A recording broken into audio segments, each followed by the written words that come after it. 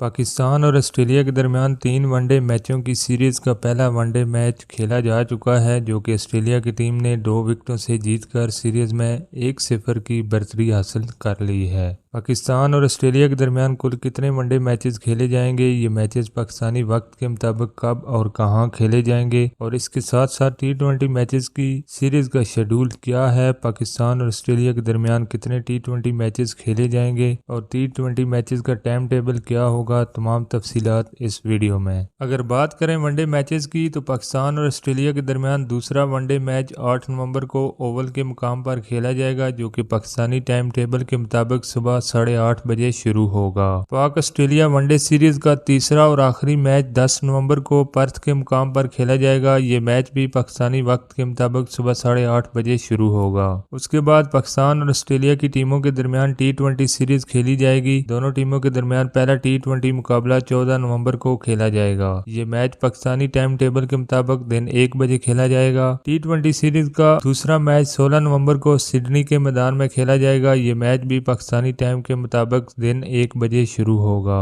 پاکستان اور آسٹریلیا کی ٹیموں کے درمیان تیسرا اور آخری T20 میچ 18 نومبر کو کھیلا جائے گا، جو کہ پاکستانی وقت کے مطابق دن 1 بجے شروع ہوگا۔ پاکستان کرکٹ ٹیم کا T20 اسکواڈ کیا ہے اور پاکستان ٹیم میں کتنی تبدیلیاں کی گئی ہیں T20 اسکواڈ کو لے کر؟ تمام تفصیلات جاننے کے لیے کمنٹس باکس میں ڈن کا کمنٹس کریں، اور اگلی ویڈیو میں تمام تفصیلات آپ کے ساتھ شیئر کی جائیں گی۔ تب تک کے لیے اللہ حافظ۔